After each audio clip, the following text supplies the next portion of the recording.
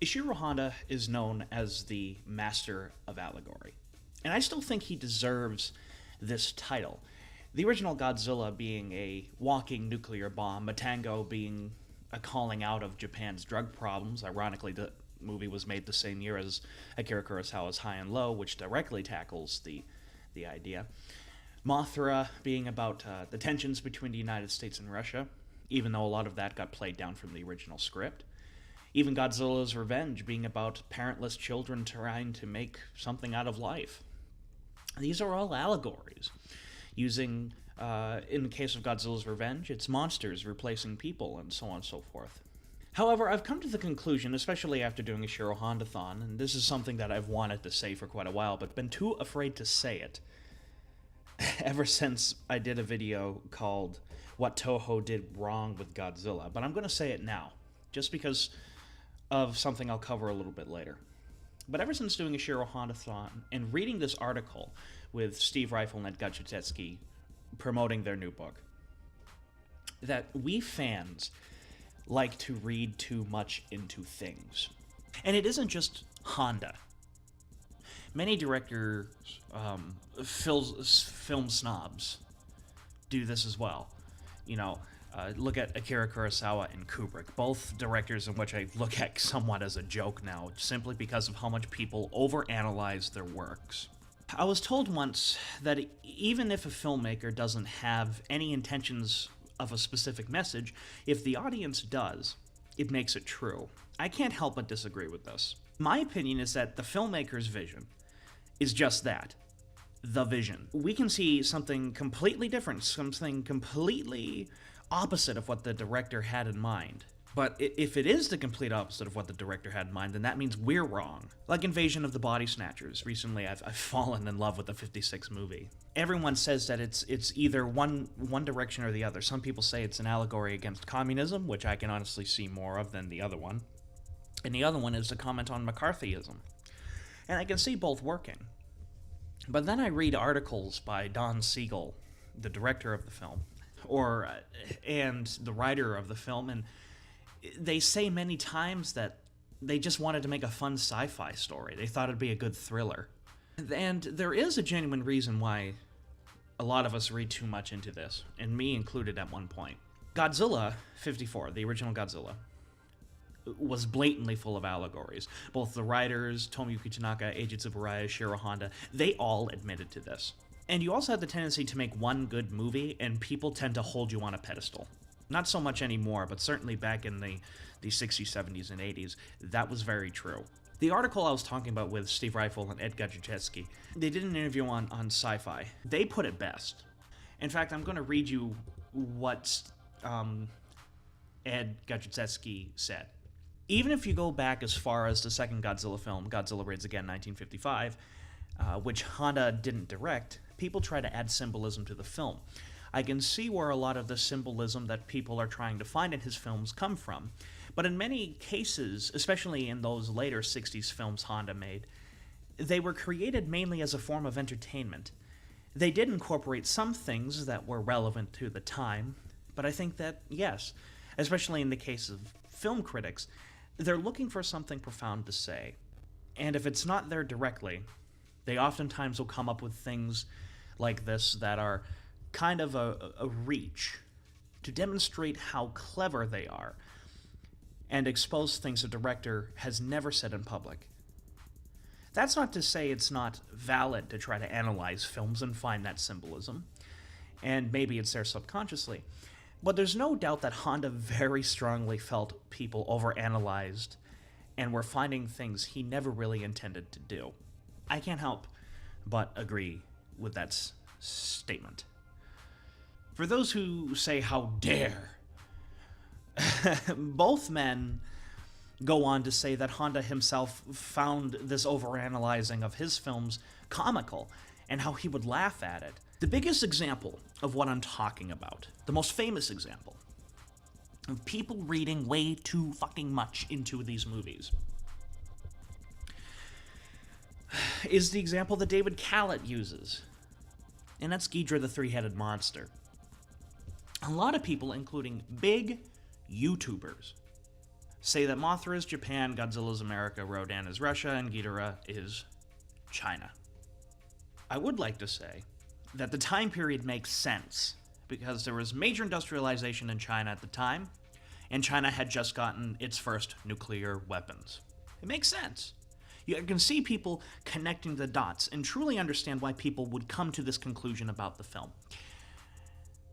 But David Kallett said it best and said that's reading a little too much into it on his commentary for Ghidorah the Three-Headed Monster. Edgar Jutevsky said blatantly that it's critics trying to tell people how clever they are and, oh, look at me, look what I found. Doesn't make it true. The proof in this goes mainly to writer Shinichi Sekizawa for Ghidorah the Three-Headed Monster, who avoided these sort of allegories on purpose in order to have fun and make entertainment and fantasy. I mean, let's look at Mothra. The original script of Mothra was way more allegorical and deep than the version that Shinichi Sekizawa wound up writing. If you want proof, listen to the audio commentary by Steve Reifel and Edgar Jutevsky for Mothra. And it is also clear that Honda and the designers wanted Ghidorah to be a modern take on Orochi the Eight-Headed Dragon. And people also say that the gold is some sort of Chinese color. It represents a Chinese color. I can't help but disagree with that and say that that idea is void because the original paint job for Ghidorah was rainbows, which throws that idea out the window. Let me make it clear. There is nothing wrong with this. Let me say it again to drive the point home. There is nothing wrong with this. Me bursting the bubble that Honda's films were not all that allegorical as a whole does not make him any less of an amazing filmmaker. He's my favorite one, for God's sake. What Honda did more is play around with themes. I tend to avoid allegories in all my writing. I look back at what I did for Lake of Death and just shudder and cringe and call myself an idiot. The reason is because a lot of time allegory is pompous. Certainly not always the case. Again, nothing in this industry is black and white. Because you look at examples like the original Planet of the Apes of Charlton Heston or many of the episodes of The Twilight Zone. Even look at Star Trek. It's brilliant stuff and all that. That's allegory. That's like the definition of allegory. But most people try to make something allegorical, right? They call themselves artistes. And it's just pretentious douchebags thinking they're smart and stroking themselves off. That's where a majority of the story is. And this goes all the way to Hollywood because I look at Mother, directed by Darren Aronofsky. Jennifer Lawrence is like Mother Earth, and the house represents Earth itself, and him is God. Fuck off. And it's silly and dumb and pretentious and snobby, and I hate it. I'm much more into the writing of themes, be it them themes of plot or themes that are character-driven. And this is exactly what Honda and his writers did the most. Let me list a few examples. Rodan's main theme is love, with both the Rodans paralleling Kenshizahara and his girlfriend.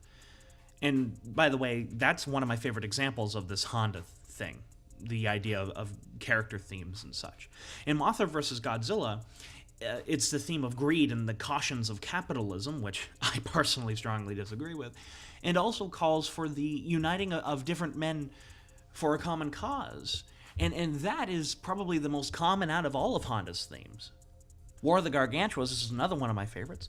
The theme is brother versus brother and how horrible that can be. I mean, they even say a line in the film. It's Cain versus Abel. Atragon is about the conflicting mindsets in Japan at the time, balancing national pride and a global community. Terror of Mechagodzilla is about the means of being human with the character of Katsura. The list goes on and on and on. And I love this more than allegory. Themes more than allegory. I find Honda to be smarter for not using allegory and going with themes to punctuate character choices or decisions or even plot devices. And why? And that is why me saying that we read too much into Honda films does not make Honda any less of a filmmaker. Does not berate Honda in any way. Because even he himself admitted it. And you can disagree with me all you want. I mean, this is the man himself would laugh at it. And again, Ishiro Honda is my favorite director. I just admire him to no end. Just how serious he treated all of these movies and stuff like that. It just shows what kind of man he was. And I love him for it. And I'll say it one more time, just because we tend to overanalyze his movies, and we do, doesn't mean he's any less of a filmmaker. His movies were fun, they were energetic, they were part of my childhood, they made me love movies, and oftentimes they are better than your average kid's film. They are better than your average giant monster on the loose film. And Honda's a genius. I'll never deny that. So in the end, if you like this video, hit the subscribe button to get all up-to-date information of what I post. Like us on Facebook. Stay tuned for my new kaiju film, FM 132.9. Maybe a teaser trailer would be up by now, but if not, one will be out soon. In the end, this is Adam Noyce of AN Productions saying, sayonara.